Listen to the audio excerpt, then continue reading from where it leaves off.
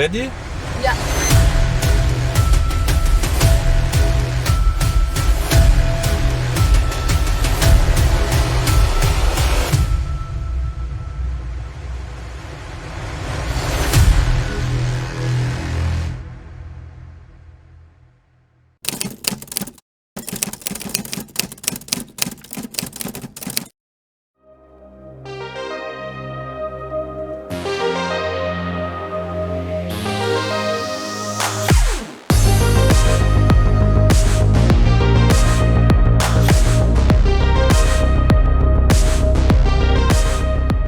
It was a very short night for most of us again, only around about 3 hours of sleep. Fortunately for us, we have a nice Airbnb with a nice pool where you can perfectly refresh yourself in the morning.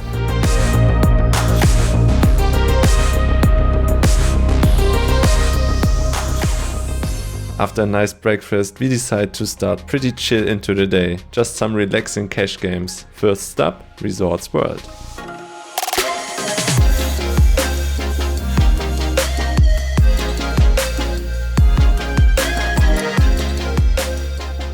Unfortunately, there was just one table going, so the next step will be one where I never played poker before. I'm a little excited. Off to the Wynn and Encore.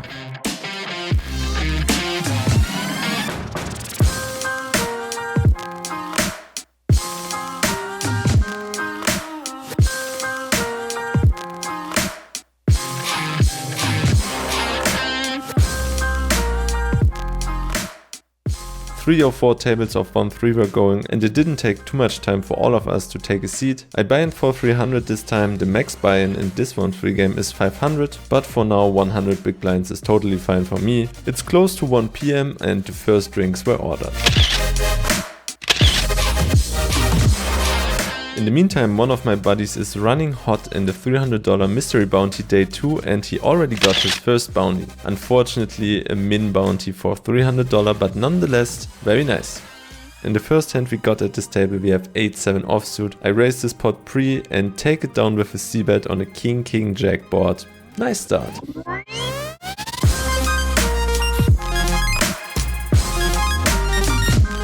In the first real hand I want to go over, I have pocket 10s on the button and we see middle position open to 18. The cutoff before me decides to call and I call as well. I could free bet here sometimes, but we are only 10 minutes into the game and I want to keep it on the conservative side this time.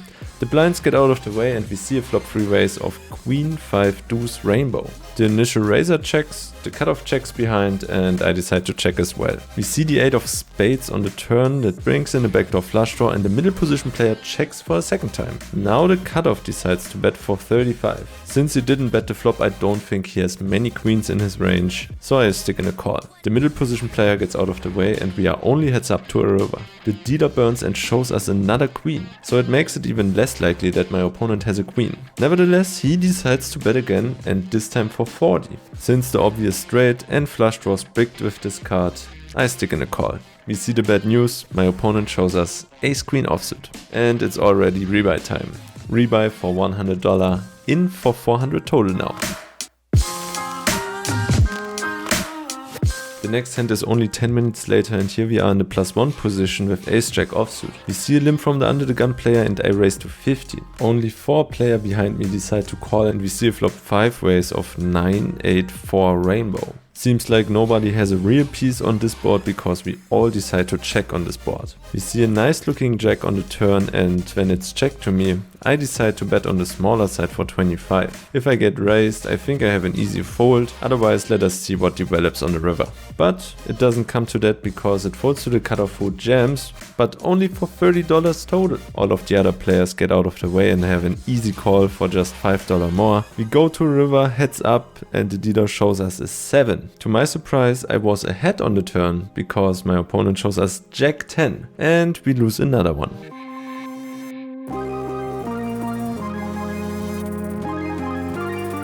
Only 15 minutes later we pick up another premium hand, this time pocket kings in middle position. There's a straddle onto 6 and when it falls to me I raise to 18. Only the button decides to call and we see a nice looking flop of Jack 7-3 rainbow. Definitely a clear c-bet for me, I c-bet for 20. The button wastes not so much time before stick in 20 as well and we go to a turn. We see the 6 of spades and I already recognized on the flop that my opponent is very short. He only has around $50 behind and yeah, I think there's only one option here and that's to put my opponent to the test. I jam for 51 bucks total. He wastes no time and sticks in the call. The river is a brick in form of the deuce of diamonds and of course we lose another one because my opponent shows us pocket 7s.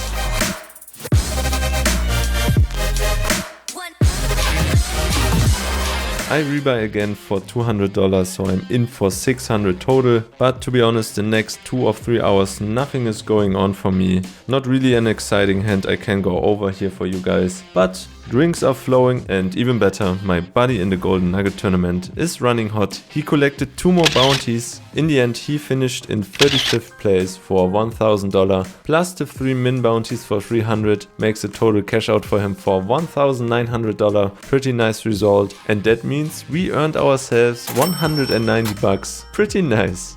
After 3 or 4 hours playing and drinking at the Wynn, it's time for a change. We got some food and the next stop, Bellagio.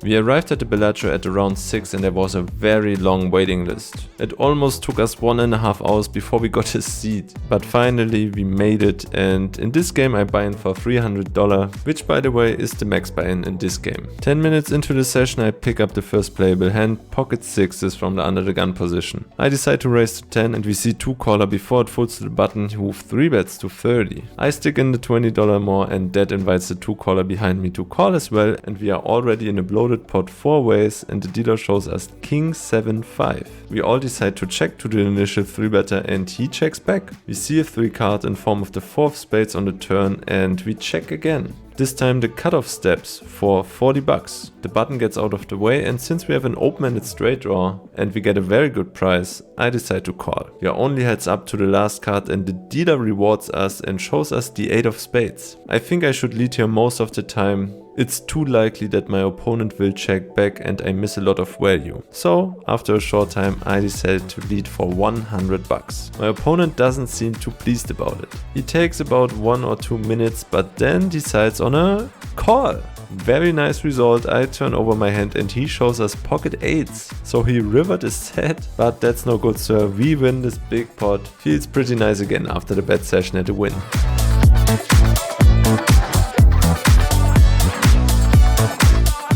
In the next one we have pocket aces in the big blind. What's even better, the early position player finds a big open size to 15. Even nicer, there are 2 caller before it gets to me. 100% a 3-bet here, I decide to raise to 65. Only the early position player decides to call and we go heads up to a flop. It's a little too good because the dealer shows us ace 8-7 rainbow. I try to be innocent as possible and make a good impression that I have pocket queens or pocket jacks here and check to my opponent. Unfortunately he doesn't fall for the trap and checks back. We see the 5 of spades on the turn which brings in the backdoor flush draw and the board gets a little more connected. Time for a bet now. I bet 55. Even though this bet seems like it's for sale, my opponent unfortunately decides to fold. Nevertheless, a nice pot we scoop.